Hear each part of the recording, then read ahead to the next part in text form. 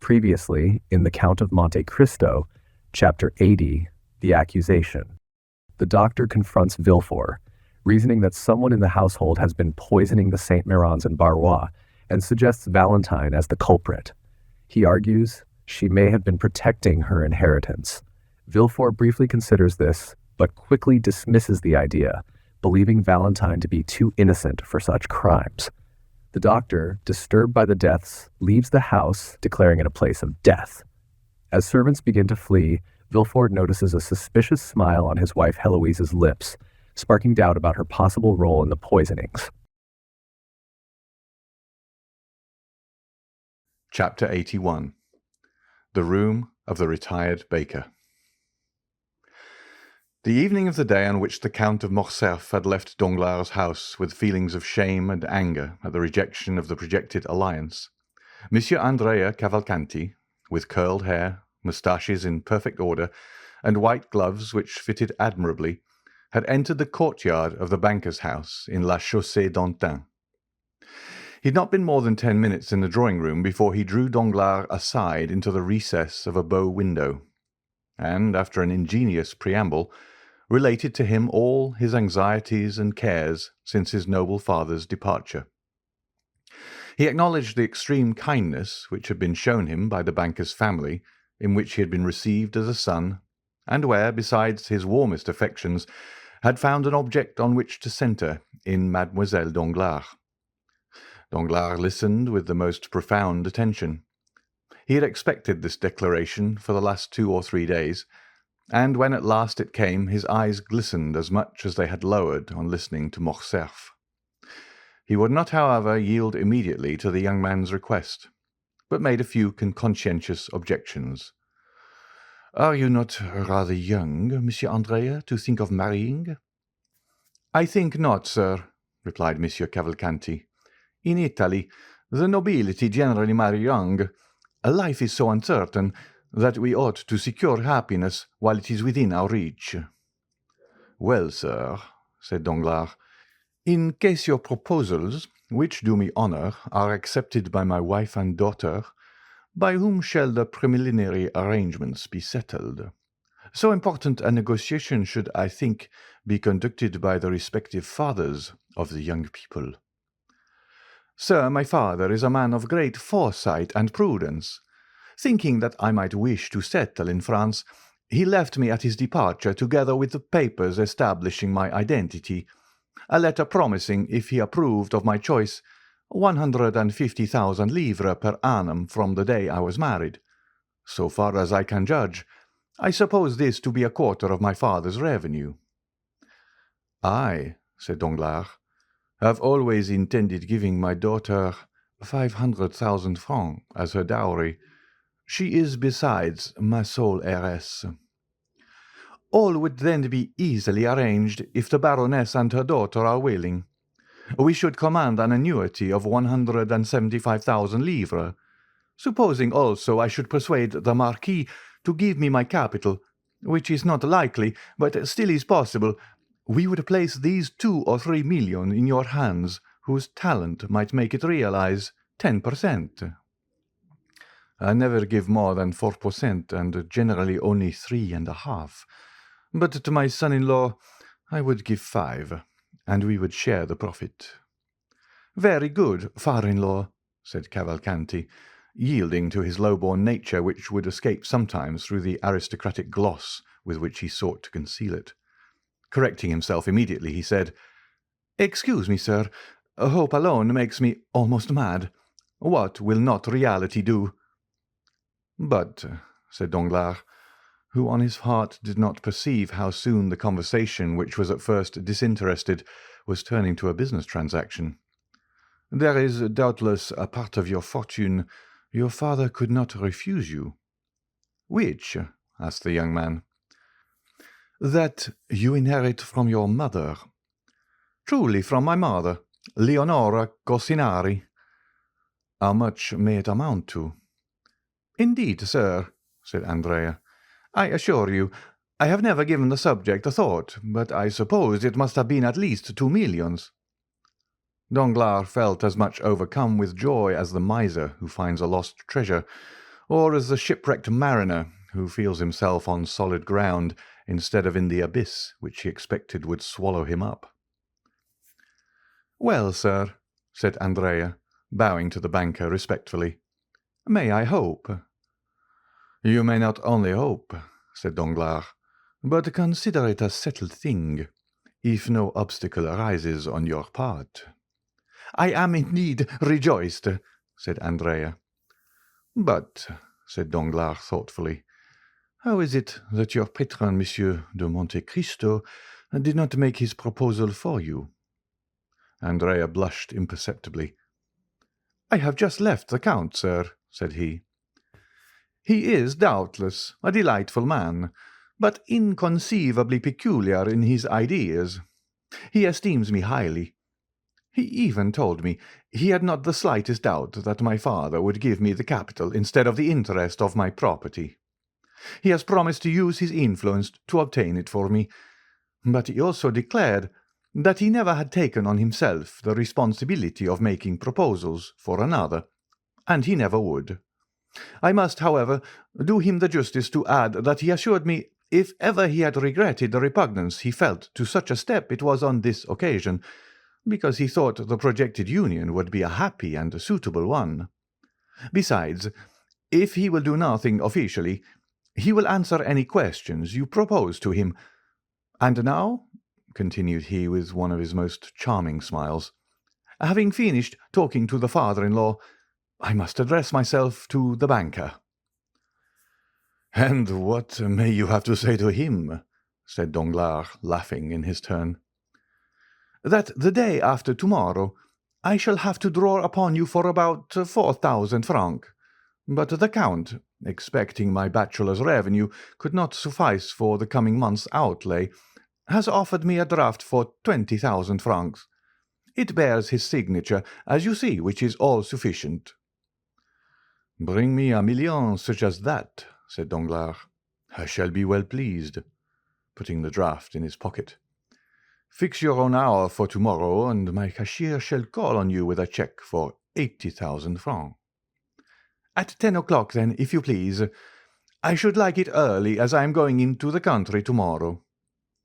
"Very well. At 10 o'clock you are still at the Hôtel des Princes?" "Yes." The following morning, with the banker's usual punctuality, the 80,000 francs were placed in the young man's hands as he was on the point of starting, after having left 200 francs for Caderousse.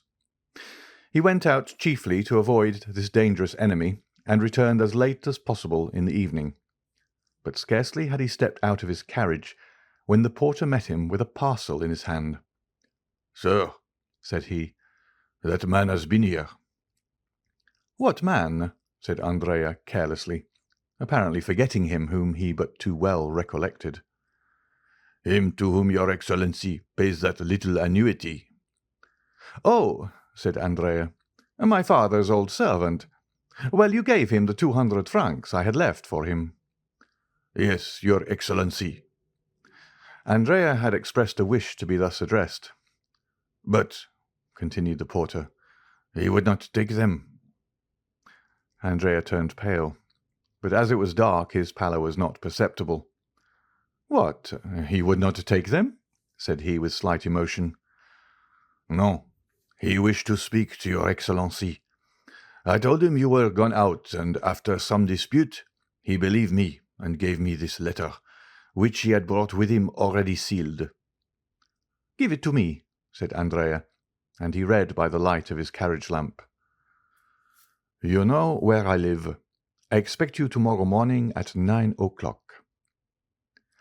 Andrea examined it carefully to ascertain if the letter had been opened, or if any indiscreet eyes had seen its contents.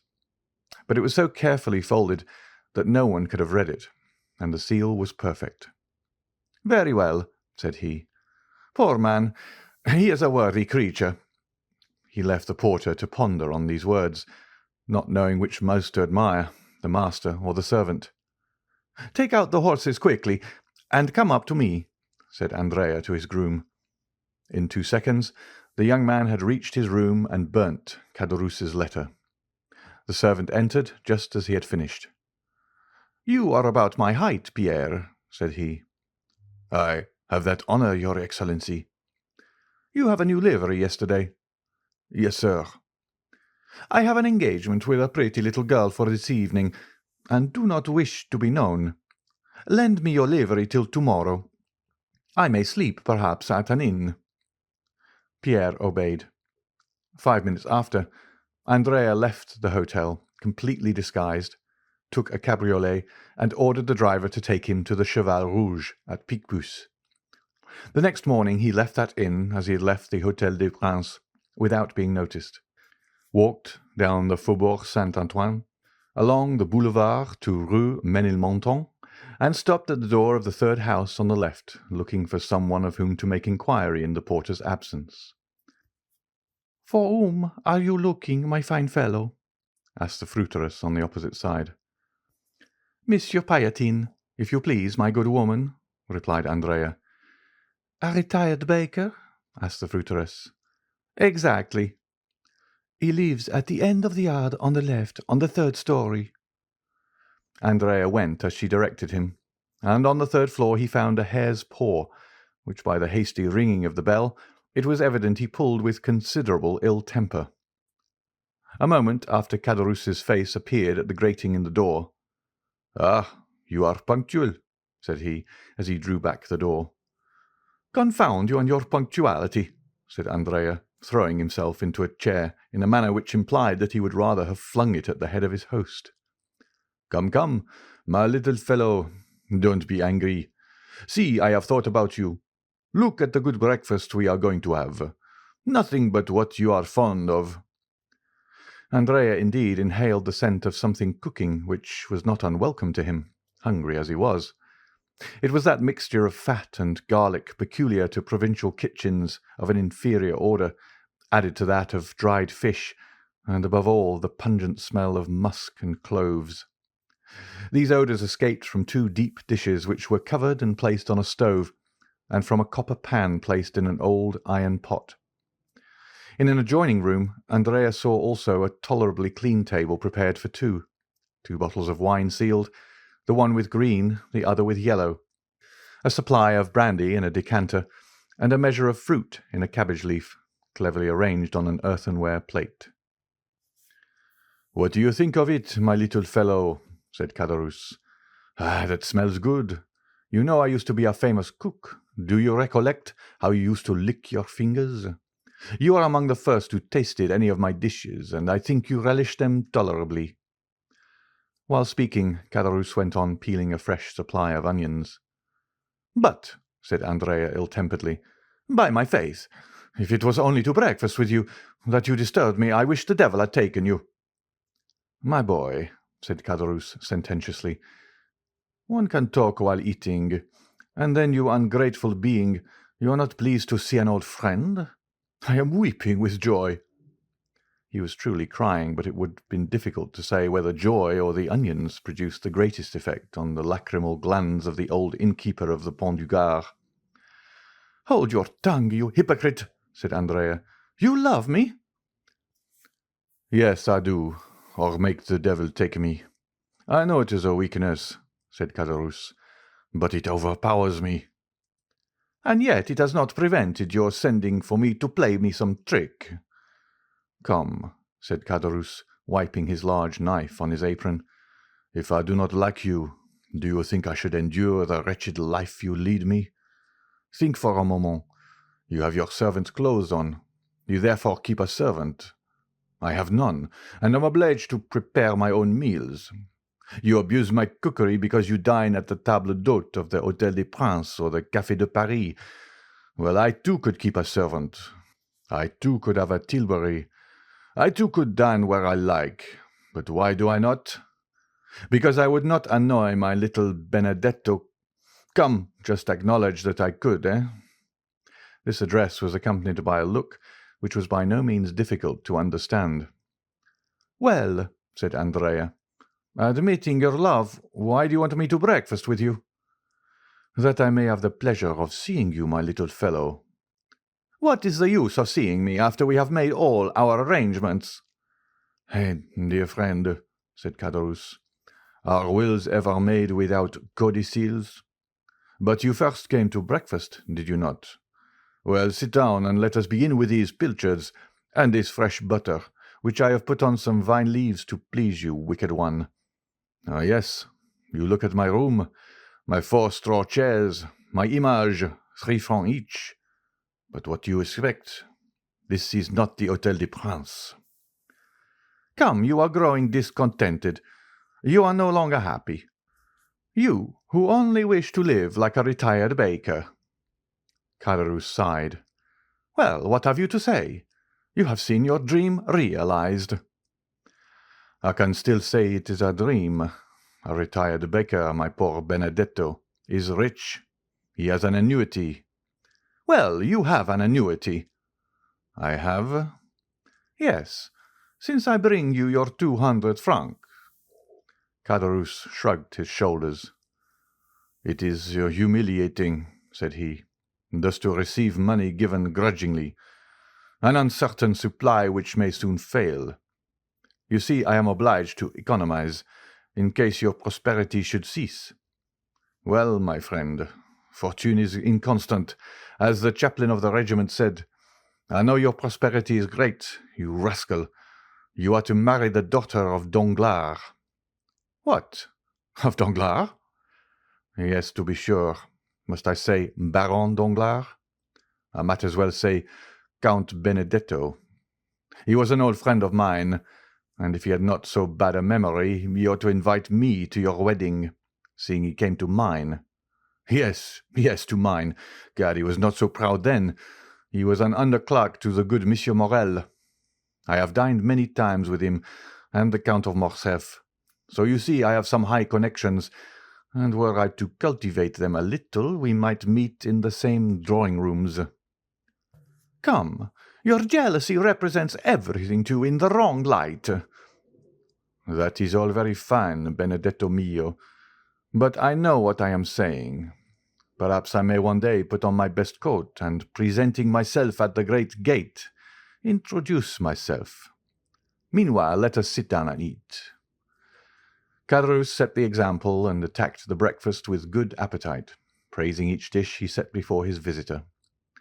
The latter seemed to have resigned himself. He drew the corks and partook largely of the fish with the garlic and fat. Ah, mate, said Caderousse, you are getting on better terms with your old landlord. Faith, yes, replied Andrea, whose hunger prevailed over every other feeling. So you like it, you rogue? So much that I wonder how a man who can cook thus can complain of hard living. Do you see, said Caderousse, all my happiness is marred by one thought. And what is that? That I am dependent on another, I who have always gained my own livelihood honestly. Do not let that disturb you. I have enough for 2. No, truly, you may believe me if you will. At the end of every month I am tormented by remorse. Good Caderousse! So much so that yesterday I would not take the 200 francs. Yes, you wished to speak to me, but was it indeed remorse? Tell me. True remorse, and besides, an idea had struck me. Andrea shuddered. He always did so at Caderousse's ideas. It is miserable, do you see? Always to wait till the end of the month. Oh, said Andrea philosophically, determined to watch his companion narrowly. Does not life pass in waiting? Do I, for instance, fare better? Well, I wait patiently, do I not? Yes, because instead of expecting 200 wretched francs, you expect 5 or 6,000, perhaps 10, perhaps even 12, for you take care not to let anyone know the utmost. Down there, you always had little presents and Christmas boxes which you tried to hide from your poor friend Caderousse. Fortunately, he is a cunning fellow, that friend Caderousse. There, you are beginning again to ramble, to talk again and again of the past. But what is the use of teasing me with going all over that again? Ah, you are only 21 and can forget the past. I am 50, and am obliged to recollect it. But let us return to business. Yes. I was going to say, if I were in your place, Well, I would realize. how would you realize? I would ask for 6 months in advance, under pretense of being able to purchase a farm. Then, with my 6 months, I would decamp. Well, well, said Andrea, that isn't a bad idea. My dear friend, said Caderousse, eat of my bread and take my advice. You'll be none the worse off, physically or morally. But, said Andrea, why do you not act on the advice you gave me? Why do you not realize a 6 months, a year's advance even, and retire to Brussels? Instead of leaving the retired baker, you might live as a bankrupt, using his privileges. That would be very good. But how the devil would you have me retire on 1,200 francs? Ah, Caderousse, said Andrea, how covetous you are. 2 months ago you were dying with hunger. The appetite grows by what it feeds on, said Caderousse, grinning, and showing his teeth like a monkey laughing or a tiger growling. And, added he, biting off with his large white teeth an enormous mouthful of bread, I have formed a plan. Caderousse's plans alarmed Andrea still more than his ideas. Ideas were but the germ. The plan was reality. Let me see your plan. I dare say it is a pretty one. Why not? Who formed the plan by which we left the establishment of... was it not I, and was no bad one, I believe, since here we are? I do not say, replied Andrea, that you never make a good one, but let us see your plan. Well, pursued Caderousse, can you, without expending 1 sou, put me in the way of getting 15,000 francs? No, 15,000 are not enough. I cannot again become an honest man with less than 30,000 francs. No, replied Andrea dryly. No, I cannot. I do not think you understand me, replied Caderousse calmly. I said without your laying out a sou.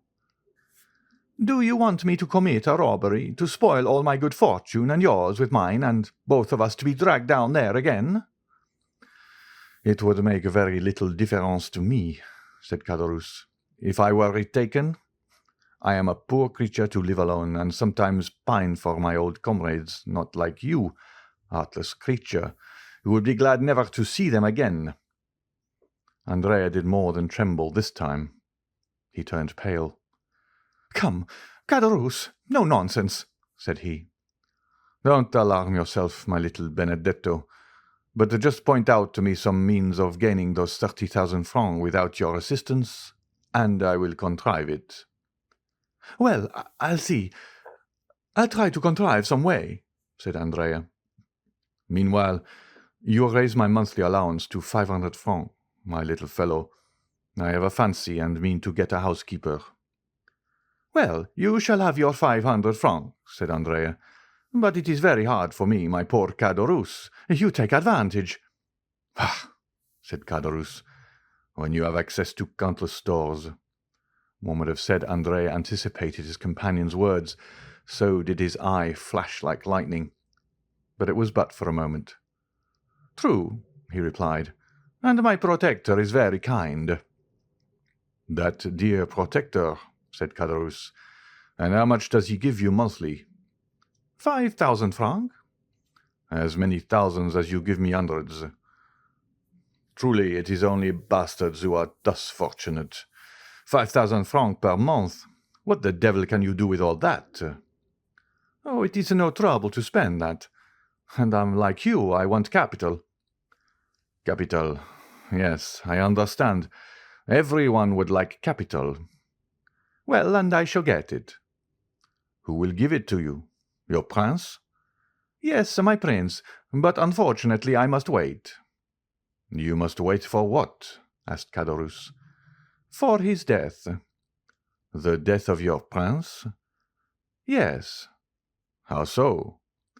Because he has made his will in my favour. Indeed. On my honour. For how much? For 500,000. Only that? It's little enough. But so it is. No, it cannot be. Are you my friend, Caderousse? Yes, in life or death. Well, I will tell you a secret. What is it? But remember. Ah, pardieu, mute as a carp. Well, I think. Andrea stopped and looked around. You think? Do not fear, pardieu, we are alone. I think I have discovered my father. Your true father? Yes. Not old Cavalcanti? No, for he has gone again. The true one, as you say. And what father is? Well, Caderousse, it is Monte Cristo. Ah! Yes, you understand, that explains all. He cannot acknowledge me openly, it appears, but he does it through Monsieur Cavalcanti, and gives him 50,000 francs for it. 50,000 francs for being your father? I would have done it for half that, for 20,000, for 15,000. Why did you not think of me, ungrateful man? Did I know anything about it, when it was all done, when I was down there? Ah, truly, and you say that by his will he leaves me 500,000 livres. Are you sure of it? He showed it to me, but that is not all. There is a codicil, as I said just now. Probably. And in that codicil he acknowledges me. Oh, the good father, the brave father, the very honest father, said Caderousse, twirling a plate in the air between his two hands. Now say if I conceal anything from you. No, and your confidence makes you honourable in my opinion, and your princely father, is he rich? Very rich? Yes, he is that. He does not himself know the amount of his fortune. Is it possible? It is evident enough to me, who am always at his house. The other day a banker's clerk brought him 50,000 francs in a portfolio about the size of your plate. Yesterday his banker brought him 100,000 francs in gold. Caderousse was filled with wonder. The young man's words sounded to him like metal, and he thought he could hear the rushing of cascades of louis. "And you go into that house?" cried he briskly. "When I like." Caderousse was thoughtful for a moment. It was easy to perceive he was revolving some unfortunate idea in his mind. Then suddenly, "How I should like to see all that!" cried he. "How beautiful it must be!" "It is in fact magnificent," said Andrea. "And does he not live in the Champs-Élysées?" "Yes, number 30. "Ah," said Caderousse. "Numéro 30. "Yes, a fine house, standing alone, between a courtyard and a garden. You must know it." "Possibly, but it is not the exterior I care for, it is the interior. What beautiful furniture there must be in it." "Have you ever seen the Tuileries?" "No." "Well, it surpasses that." "It must be worth one's while to stoop, Andrea, when that good Monsieur Monte Cristo lets fall his purse." "It is not worth while to wait for that," said Andrea. "Money is as plentiful in that house as fruit in an orchard." "But you should take me there one day with you." "How can I? On what plea?" "You are right, but you have made my mouth water. I must absolutely see it. I shall find a way." "No nonsense, Caderousse." "I will offer myself as floor polisher." "The rooms are all carpeted." "Well, then, I must be contented to imagine it." "That is the best plan, believe me." "Try at least to give me an idea of what it is." "How can I?" "Nothing is easier. Is it large?" "Middling." "How is it arranged?" "Faith, I should require pen, ink, and paper to make a plan." "They are all here," said Caderousse briskly. He fetched from an old secretary a sheet of white paper and pen and ink. "Here," said Caderousse. "Draw me all that on the paper, my boy." Andrea took the pen with an imperceptible smile and began. "The house, as I said, is between the court and the garden. In this way, do you see?" Andrea drew the garden, the court, and the house.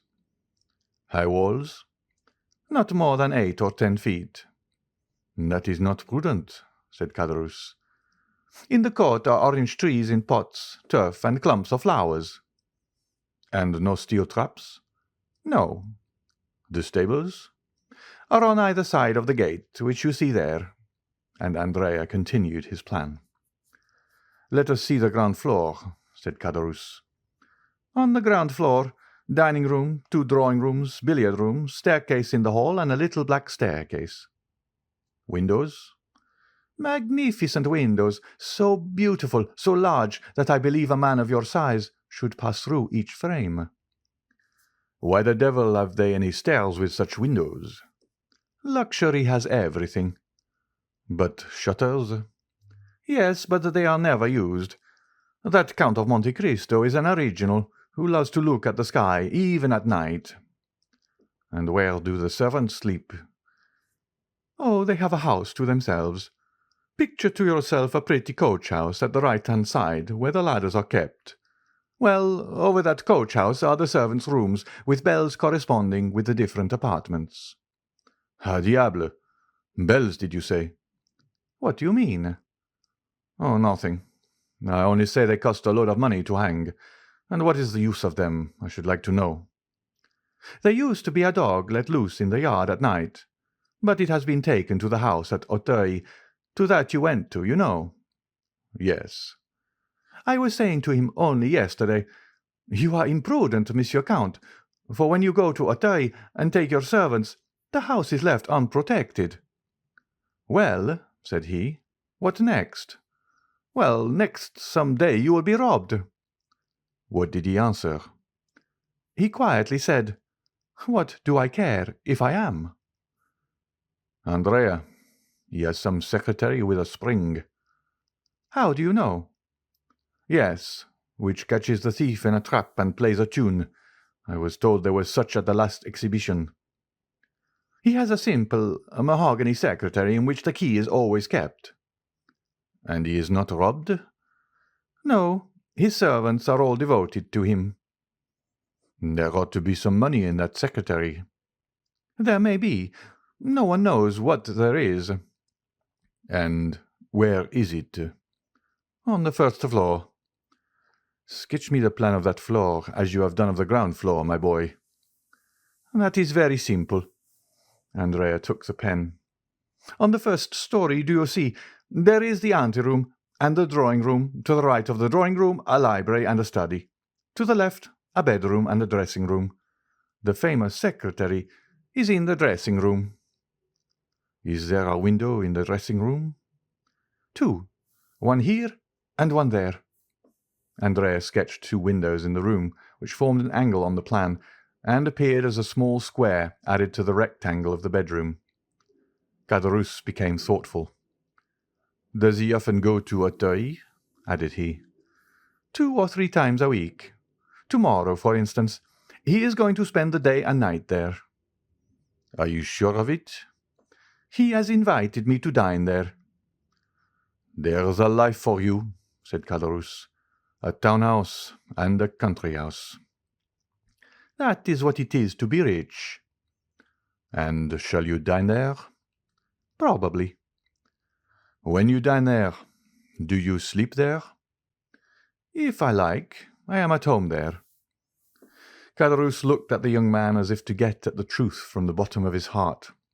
But Andrea drew a cigar case from his pocket, took a Havana, quietly lit it, and began smoking. When do you want your 1,200 francs? Said he to Caderousse. Now, if you have them. Andrea took 5 and 20 louis from his pocket. Yellow boys? Said Caderousse.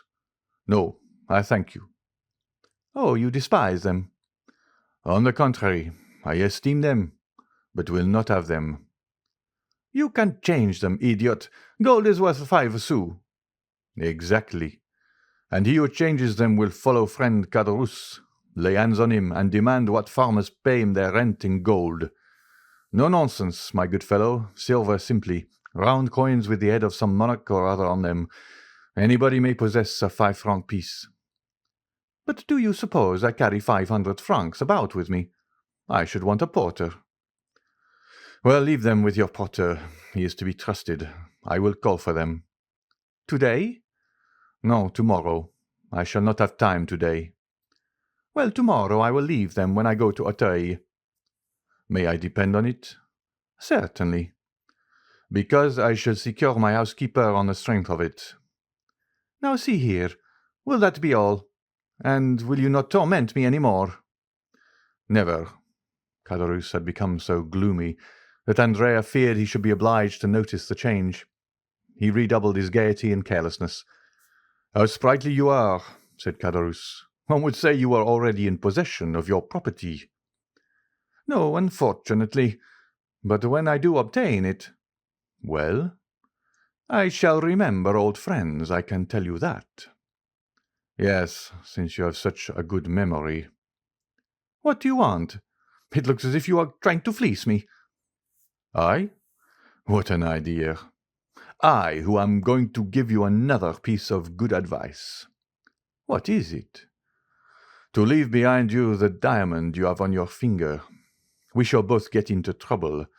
You will ruin both yourself and me by your folly. How so? Said Andrea. How? You put on a livery, you disguise yourself as a servant, and yet keep a diamond on your finger worth 4,000 or 5,000 francs. You guess well. I know something of diamonds. I have had some. You do well to boast of it, said Andrea, who, without becoming angry, as Caderousse feared, at this new extortion, quietly resigned the ring. Caderousse looked so closely at it that Andrea well knew that he was examining to see if all the edges were perfect. It is a false diamond, said Caderousse. You are joking now, replied Andrea. Do not be angry. We can try it. Caderousse went to the window, touched the glass with it, and found it would cut. Confiture, said Caderousse, putting the diamond on his little finger. I was mistaken.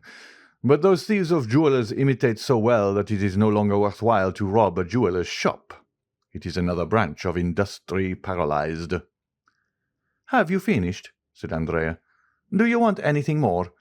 Will you have my waistcoat or my hat? Make free, now you have begun. No, you are, after all, a good companion. I will not detain you, and will try to cure myself of my ambition. But take care the same thing does not happen to you in selling the diamond you feared, with the gold. I shall not sell it. Do not fear. Not at least until the day after tomorrow, thought the young man. Happy rogue, said Caderousse. You are going to find your servants, your horses, your carriage, and your betrothed. Yes, said Andrea. Well, I hope you will make a handsome wedding present the day you marry Mademoiselle Danglars. I have already told you it is a fancy you have taken in your head. What fortune has she? But I tell you— 1,000,000? Andrea shrugged his shoulders. Let it be 1,000,000, said Caderousse. You can never have so much as I wish you. Thank you, said the young man. Oh, I wish it you with all my heart, added Caderousse with his hoarse laugh. Stop! Let me show you the way. It is not worth while. Yes, it is. Why? Because there is a little secret, a precaution I thought it desirable to take. One of Huret et Fichet's locks, revised and improved by Gaspard Caderousse. I will manufacture you a similar one when you are a capitalist. Thank you, said Andrea. I will let you know a week beforehand. They parted.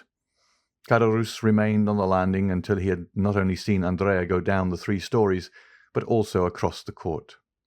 Then he returned hastily, shut his door carefully, and began to study like a clever architect the plan Andrea had left him. Dear Benedetto, said he, I think he will not be sorry to inherit his fortune, and he who hastens the day when he can touch his 500,000 will not be his worst friend. End of chapter 81.